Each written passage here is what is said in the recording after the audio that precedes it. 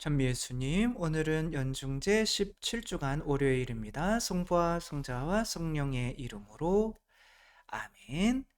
오늘 복음 말씀 먼저 보도록 하겠습니다. 마테오 복음이고요. 예수님께서 비유를 들어 군중에게 말씀하셨다. 하늘나라는 겨자 씨와 같다. 어떤 사람이 그것을 가져다가 자기 밭에 뿌렸다. 겨자씨는 어떤 씨앗보다도 작지만 자라면 어떤 풀보다도 커져 나무가 되고 하늘의 새들이 와서 그 가지에 깃들인다. 나무가 어느 정도 자라는지 이런 게 중요한 게 아니라 어떤 씨앗이 뿌려져서 거기에 이제 날아다니는데 지치잖아요. 거기서 이제 새들이 들어와서 조금 쉬게 되는 어떤 이미지를 상상하면 될 것 같고, 또 다른 비유로 또 하느님 나라는 이게 행복이죠. 하느님 나라는 그냥 행복은 누룩과 같은데 어떤 여자가 그것을 가져다가 밀가루 서말 속에 집어넣었더니 마침내 온통 부풀어 올랐다. 예수님께서는 군중에게 이 모든 것을 비유로 말씀하시고, 그러니까 하느님 나라가 왠지 뭔가가 또 섞여서 밀가루에 섞여서 그 이제 누룩이 없으면은 빵을 해도 부풀지가 않죠.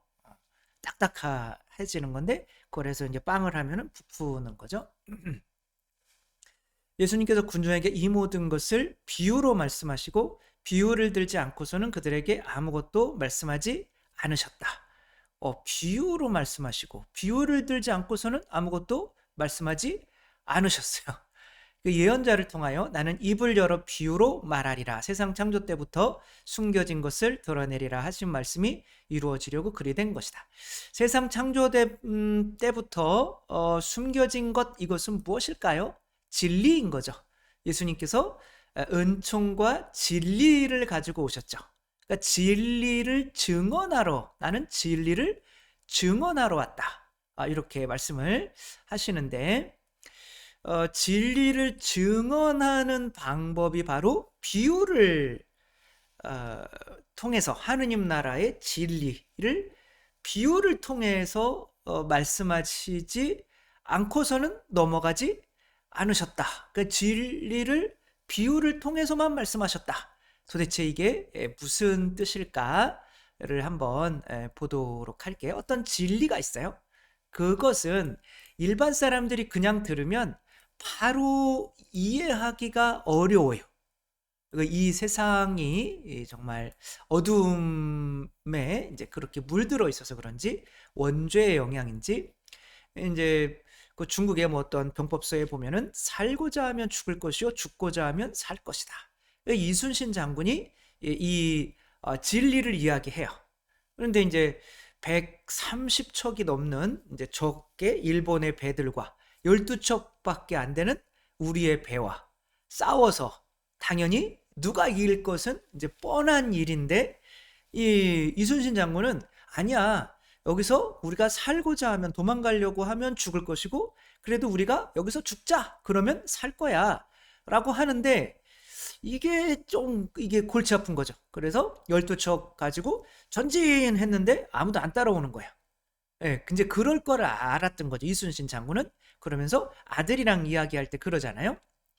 영화 명량에서.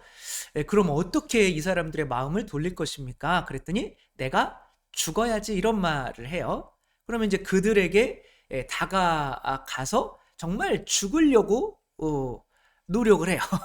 그러다 보니까 배를 한 척 이기고 두 척 이기고 세 척 이기고 그러는 거예요, 혼자서.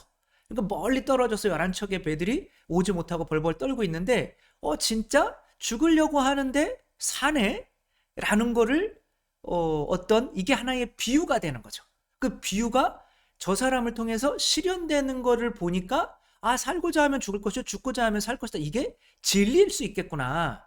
그러면 그게 나에게 진리로 받아들여지면 그게 내 삶을 변화시키는 게 되는 거죠.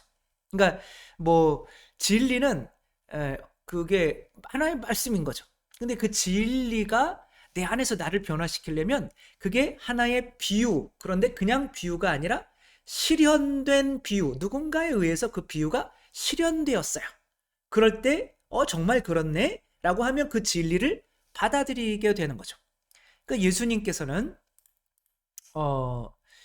이 겨자 씨의 비유, 혹은 밀가루 서말 속에 들어가는 누룩의 비유를 하시면서 그것을 당신의 삶 안에서 실현을 시키셨을까요?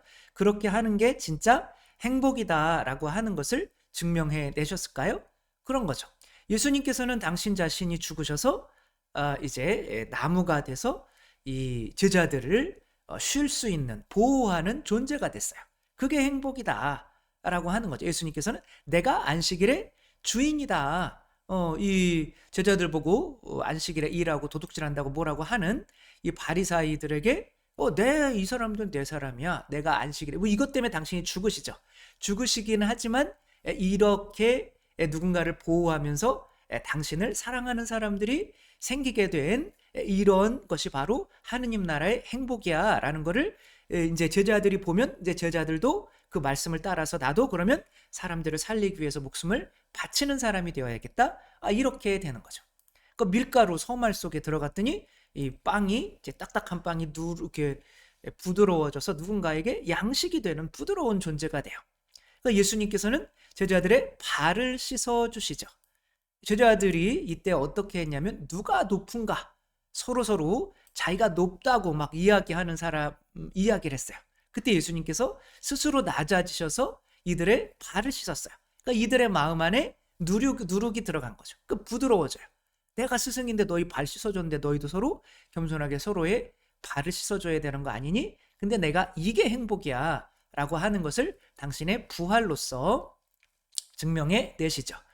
이렇게 하니까 정말 진짜 행복은 내가 서로 높아지려고 하는 것이 아니라 다른 사람의 발을 씻어주는 겸손한 사람이 되는 거구나 라는 것을 이제 이들이 진리로 깨닫게 되면 이제 진리가 내 안에 들어오면 내 삶이 변화되게 되는 거죠.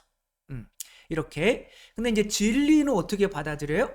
진리는 이제 기도 안에서 또 말씀 안에서 받아들일 수가 있죠. 성 베네딕토 같은 경우는 로마에서 부잣집으로 이제 로마로 유학 와서 노르치아라고 하는 곳에서 태어나서 이제 로마에서 했는데 너무 로마가 뭐 300년대 당시 뭐 너무 타락해 있었죠. 뭐 힘이 셀 때였으니까.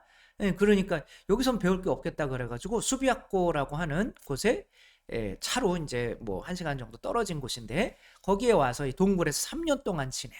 도대체 진리가 무엇인가? 나는 공부하러 로마에 왔는데 로마에는 진리가 없다. 그랬더니 진리는 내가 나를 행복하게 만들 수 있는 거는 기도와 일하는 것밖에 없구나. 그리고 기도하고 일하라. 이 진리를 이제 전파를 하기 시작해요. 그래서 우리는 8시간 쉬고 8시간 일하고 8시간 기도합니다. 그러면 3, 8, 2, 27 뭐 이렇게 되잖아요. 그죠? 23인가요? 그렇게 해서 이제 수도회가 이게 1300년 그러니까 300년 그러니까 1700년 전에 생긴 거죠. 그리고 이게 이제 모든 수도 규칙서의 기본이 되게 돼요. 그래서 그 수도원 안에서 모든 자급자족이 일어나요. 일하고 기도하고 그다음에 그렇게 사는 게 본인이 스스로 이제 그거를 비유로 증명해 내는 거죠. 그랬더니 저 진짜 행복해 보이니까 1700년 동안 이렇게 이거는 외관 수도의 이제 초창기 모습이죠. 수사님들이 이제 일하고 기도하고 하는 이제 그리고 또 8시간 쉬고 그게 행복하니까 이렇게 1700년 동안 이어져 내려올 수가 있었겠죠. 그런 이제 삶이 이게 하나의 비유, 실현된 비유가 되는 거죠. 그리고 일하고 기도하라. 이것은 이제 진리가 되는 거죠. 그 진리가 이분들 안에 오셔서 이것을 이제 실현하면서 이제 살아가시는 것이 되는 거죠. 그게 이제 하느님 나라 진리를 전하는 방식인 거죠. 내가 전하는 진리 그것이 내 삶 안에서 실현돼야지. 그러니까 부모님이 아이들한테 공부해라 그랬는데 본인들은 TV만 보고 있다. 그러면은 그 아이들에게 그게 진리가 안 되는 거예요. 그냥 잔소리만 되는 거죠. 그게 내 안에서 실현돼서 그게 행복한 것인 거를 보여주어야 하는 거죠. 그런 면에서 우리는 그리스도의 비유들인 거예요. 그리스도께서 이 세상에 전하는 편지인 거죠. 우리는 그리스도의 편지입니다. 바오로 사도가 그렇게 말씀을 하셨던 것 같은데 긴가민가 한데 아무튼 그런 말씀을 하셨던 것 같아요. 그래서 우리를 보면서 그리스도의 삶으로 살아가는데 왠지 행복해 보여요. 그러니까 그리스도께서 말씀하신 진리를 우리가 그리스도가 진리 자체이시잖아요. 그분을 표현하는 실현된 비유들인 거죠. 그것을 보고 세상 사람들이 아 그렇구나라고 성당에 더 나오게 되는 거죠.